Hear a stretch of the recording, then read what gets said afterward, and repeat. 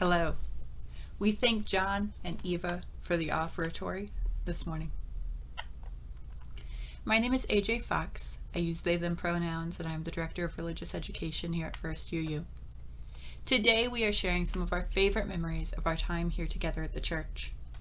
The November theme of Holding History has us digging for old photos and remembering the moments that we felt welcome and community here at First UU. In recent Facebook threads, church members and friends shared some favorite memories of their time. One thing that I noticed is that the moment of welcome, the moment of belonging and connection and community, wasn't often mentioned in the context of Sunday service. Not because the services here are not important, they are, but because relationships warm and grow and glow in quiet moments.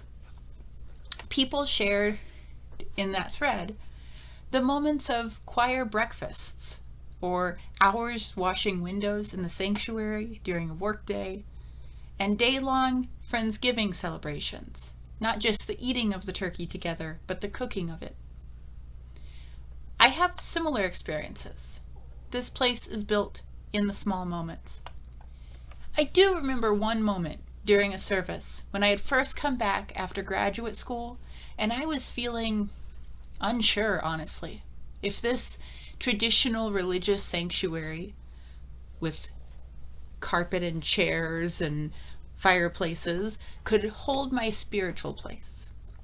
I had been finding a path to the universe that involved a lot of swimming in Arkansas rivers, with digging in the dirt, and I was not sure that a sanctuary with pretty carpets and cushioned chairs could ever cut it. But early in my coming back, sitting in the sanctuary one morning, Paul and Rebecca, I believe before there was even the moniker of the Red Shoe Pickers, launched into helping lead the sanctuary in singing Wagon Wheel by Bob Dylan or Old Crow Medicine Show or however you consider it.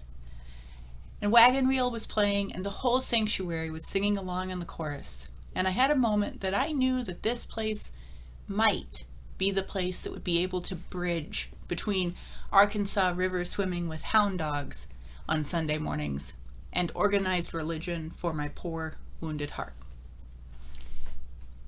A few other people are sharing memories today of the way that our community has nurtured and shaped each of us. Hi, I'm Laura Parsons. I use she, her pronouns. Many of my favorite memories of my many years here at First UU are related to music, whether during a Sunday morning service or at a social event like a coffee house. For several years, starting in the early 2000s, I believe, we put on a pretty amazing evening dinner and show in the sanctuary, typically close to Valentine's Day.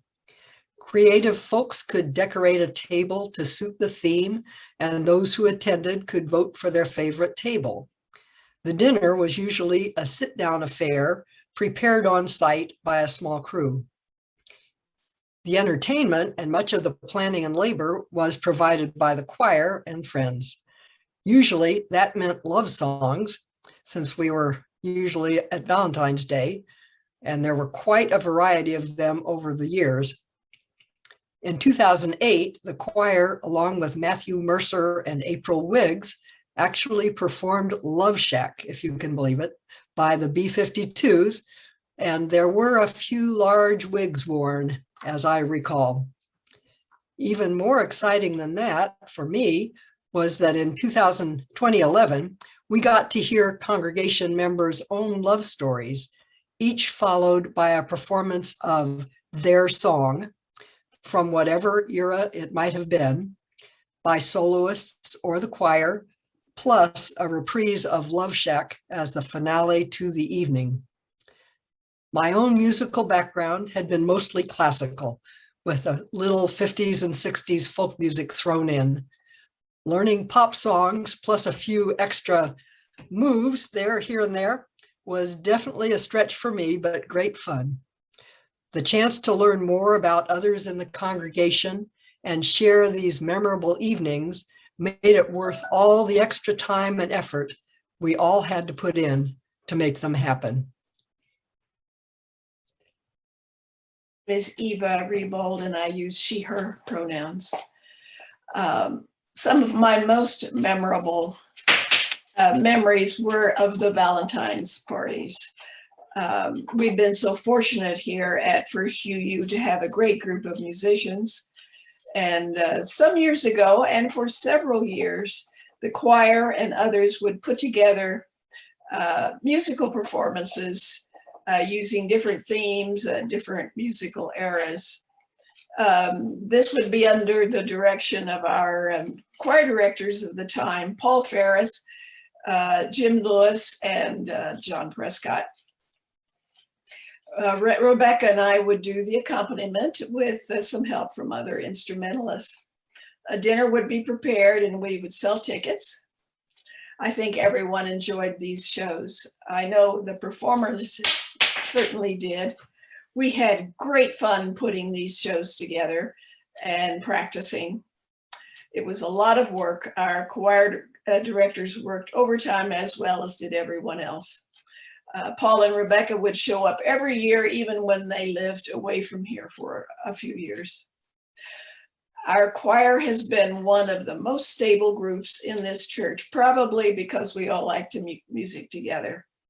However, we have lost many over the years, including our good friend Carl Fain, whom we are remembering this weekend. We need new members, so please, if you like to make music, join us, and who knows what we can do. This memory comes from Charles Gray. It's titled Sanctuary Chairs. Sometime back in the late 1990s, the church was in the process of purchasing a complete set of new chairs for the sanctuary. Several different types of chairs were under consideration. Considerable controversy developed over which chair would be the most comfortable and at the same time complement the architectural style of the sanctuary. After one Sunday service, chairs of each type were made available for church members to view and try out. Members gathered around, taking turns sitting in each sample chair and taking turns to sit in each sample chair and offer their opinions. Finally, one revered member took her turn and upon rising from the chair said empathetically, "This is the one." That was the end of the controversy, and shortly thereafter her choice became the chair in which you are now seated. That chair selector was the late Dr. Irene Koger. The Missouri State University Koger Theater bears her name. Submitted by Charles E. Gray, who was present for the chair episode. Hi, my name is Eva Reed, and my preferred pronouns are she and her. I've been involved with Unitarian Universalism since the early 1980s, and longer if I take into account my father's story about he and my mother visiting Unitarian churches in the 1940s before I was born. And ultimately that made me a semi-Methodist. In the spring of 2016, my husband Ed Bennett and I were relocating, and one of the places we were thinking about moving was here in Springfield. So our first visit to First UU was March 16th of 2016. We appreciated the energy of the congregation, and I remember after the service, Eva coming up and saying hello and getting acquainted a little bit, and saying she really hoped we decided to choose Springfield. A month later, April 17th of 2016, we had decided on Springfield, and we came back to church, and that service was a service about gardening. And I remember that Paul Ferris and AJ and a couple of other people were talking about gardening, their experience and their philosophy of gardening. And after that service, I decided to get my cup of tea, and that's when I met Barbara St. Clair, who was frequently in the kitchen making sure that people had their coffee or tea. And tea is more work than coffee, and Barbara was very gracious about making sure that I got the tea that I wanted. our third visit to First UU was the end of April of 2016, and I have several memories from that visit. First of all, I went to the adult discussion group that was meeting before church. It's now called the Seekers Group. So I went to that for the first time, and that's where I met Marilyn Day, who was facilitating, as well as other long-term members of that group. The service that day included some of the poetry of Colleen Apple, which was particularly impressive, and still is. Colleen's poetry is wonderful. And then after the class, after the service, the membership classes were happening, and you needed to go to the membership classes if you wanted to become a member of the congregation. So Ed and I went to the membership class, and not only did we meet other people who were thinking about membership, but that's when we met Babs Garcia and started getting acquainted with her. And then the next time we came was the first Sunday in May of 2016, which means it was a friendly feast day, a potluck. And I don't remember anything in particular about the service, but at our first potluck there, we sat with Mike and Claudia Brown, and we had a satisfying conversation. And I remember, because we weren't going to be able to be there later in May for the flower communion, saying that I was really sorry that I was going to miss the flower communion. And as we left, Mike gave me a flower. This is a very carefully folded napkin. I've kept it because it's a reminder that flowers can come to you whether or not you can participate in the service. Ed and I are very glad that we found this UU church community, and we're glad that we became members. Thanks. Hi, this is Colleen. That lovely bunch of bunnies in front of the first UU fireplace includes my daughters, Molly and Gretchen. Elizabeth Hoots and Annie Krumbaugh are also in the picture. First UU was a great place to parent. When my first husband and I left the farm and our family in the 80s and came to Springfield with no jobs and no family, we luckily found support at First UU. I found a food co-op first, where I met Rebecca, who invited me into a homeschooling group and the UU church. A new food co-op called New Cuisine was born at my kitchen table, and for some time First UU was the delivery and distribution point. This church hosted our homeschooling productions. This church taught my girls about healthy sexuality. And once my children and I were sheltered by the funds you give so generously for ministerial relief. I will always think of First UU as the space where my children learned they could be independent thinkers and free spirits, where they found adults who were happy to spend time with them, and where they found the safety to become fully human. Thanks, First UU.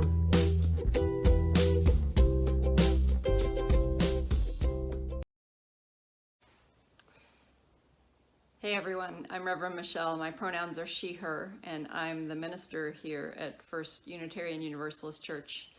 I wanted to share one of my favorite memories of this community, and it's not a memory of serving together or sharing a great Thanksgiving meal or some of those wonderful things that we do, but it's a memory of conflict done well.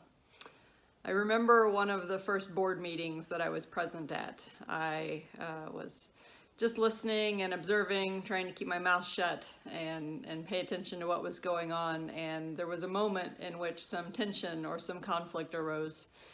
And I was struck immediately by the way in which someone who was impacted by that conflict asked that we stop the meeting and handle the thing that was before us, handle the elephant in the room, so to speak. And they spoke gracefully and truthfully about the impact of the thing that they had just experienced.